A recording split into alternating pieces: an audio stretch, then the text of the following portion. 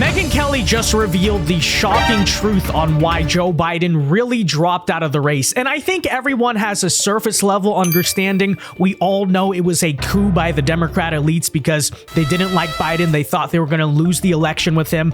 But there may be more to the story than previously thought. I'm Vince with Resist the Mainstream. If you enjoy our content, be sure to hit that like button and subscribe so that we can keep bringing you videos like this. And that said, let's get into it. So here is Megyn Kelly with some bombshell news on how the coup against Biden really happened. He says he has gone over reports of Biden's tumultuous trip to Las Vegas last week. This actually appeared in the Daily Mail. One of the reporters who was on board Air Force One, Emily Goodwin of the Daily Mail, reported, and it's in the Daily Mail right now, she was part of the press pool, that the president was deathly pale, that Air Force One flew at maximum speed to Delaware, that people, their plates were shaking. It was scary for those on board. It was very clear to them they were going unusually fast in the air, and that they believed the president was having a medical emergency. So let's remember that, right? Remember right before Biden dropped out, he mysteriously just didn't show up to the Nevada fundraiser, said it was canceled because of COVID. And you saw some on the ground reporting. People were saying that Biden was having a medical emergency. Other people said it wasn't true. But now we're getting actual reports from the press that there may have been some truth in it. Not that Biden died or had a heart attack on the plane or something, but that something certainly was not right. And he says that he has been in touch in the wake of this report and others that with a senior official in Washington who helped Seymour Hersh fashion an account of a White House in complete disarray, culminating in the president's withdrawal from the race. And he says that last Saturday, July 20th, Mr. Obama was deeply involved in trying to get trying to get Biden out of this race. And that there was talk that he would place a call to Biden, quote, on Sunday morning, the official told me, with the approval of Pelosi and Schumer, resuming quotes, Obama called Biden after breakfast and said, here's the deal. We have Kamala's approval to invoke the 25th Amendment. But Obama made it clear, he goes on, that he was not going to immediately endorse Kamala Harris. Again, this reporting not being repeated elsewhere.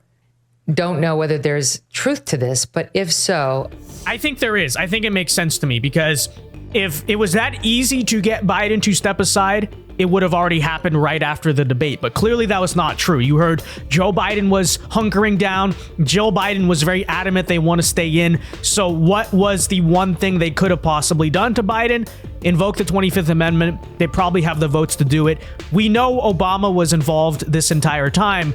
But that's crazy, right? That's crazy. That would be a massive piece of reporting. So what do you make of it, Tara? Yeah. You know, it is one source, unnamed source on background. So I am a little dubious. But, you know, Obama made a point of not requesting to speak with Joe Biden.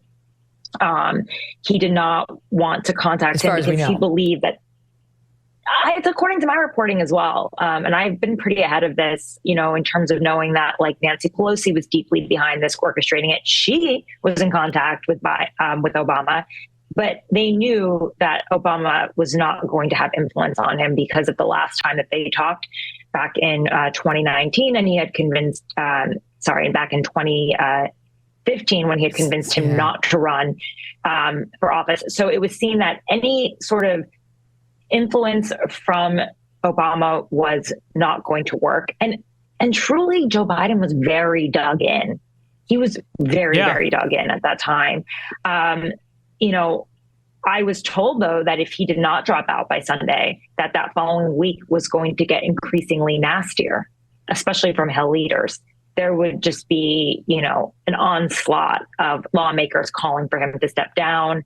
It would become aggressive. It was just maybe one of them would have said something like that publicly, and it would all be with, you know, the leaders hands off, allowing them to do that. No one like Chuck Schumer or Hakeem Jeffries or Nancy Pelosi stopping them. But I don't believe that it contradicts with my reporting, at least, that President Obama picked up the phone and called him and made this threat. Well, regardless of whether or not that's true, I think it's undeniably true. They were going to try to do this 25th Amendment thing. And maybe we should keep that in mind for all of the liberals who are out here saying, oh my gosh, Joe Biden is so brave for stepping aside. And Kamala Harris, yeah, she's great. And she supported Biden. And look at her now, she gets the position. It was a coup.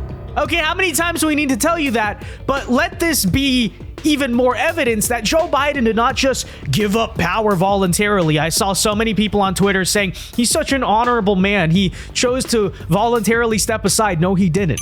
No, he didn't. Okay. And it tells you a lot also about the way that the Democrat Party operates. For the so-called party of democracy, it seems to me they are perfectly content with letting the oligarchs override the democratic vote of the people that happened.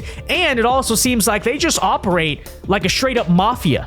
You know, it's a toxic party. It's everyone has their knives out. Everyone's stabbing each other in the back. What a nasty group of people, truly. I mean, it would be so extraordinary if that ever gets matched or out there. That's an earthquake of a report. Right. But who knows? You know, it's not true that it was ground up, as Chuck Schumer keeps trying to tell us. We all know that. Right. Grassroots, he keeps saying. Okay, you say so. All right. They let the roots rise up.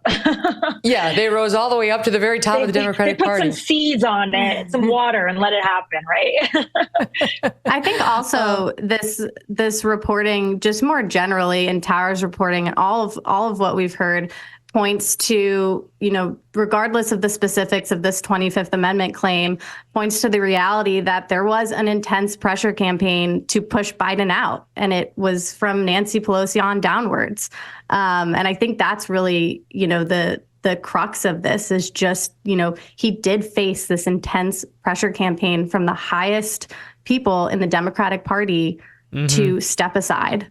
Yeah. And I think that, you know, that reporting just generally it gets at that reality that, you know, he faced so much pressure that, as Tara said, he did not want to step aside. He had made that clear over the past few weeks, but the pressure built and it was so big that he was, you know, he had no choice essentially in the end. I think there's an argument to be made.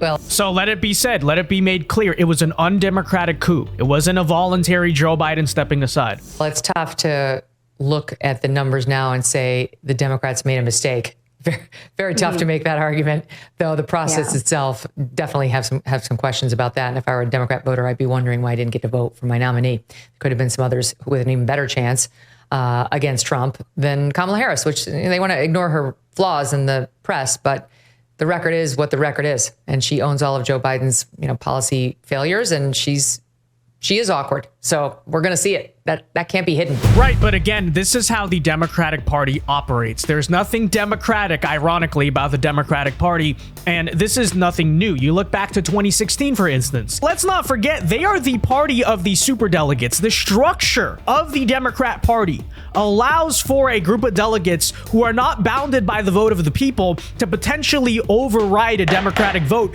if the party elites decide they want a different candidate. And the party's been structured like that for a very long time. And you hear about the inner workings here, how this is all going on behind the scenes. It's a mafia. It's a mafia of oligarchs. And I hope maybe some good faith Democrat voters will take that in mind. Maybe you should be, at the very least, a little bit concerned about the precedent that this sets. I'm not hearing a lot of Democrats talk about it, but if there is a candidate that you really like and you voted for and you nominated, the precedent being set is that Obama and the party elites can decide, oh, well, we don't like the candidate. Maybe they're too progressive, right? Maybe that's a possibility, even if that's what the Democrat base wants. If they're too progressive, if Obama doesn't think you can win the election, then you can just be cooed out of power. It's a dangerous precedent, and I would be very concerned if I was a Democrat. But understandably and unsurprisingly, the party of democracy thinks it is perfectly okay to coup out their nominee that the people voted for.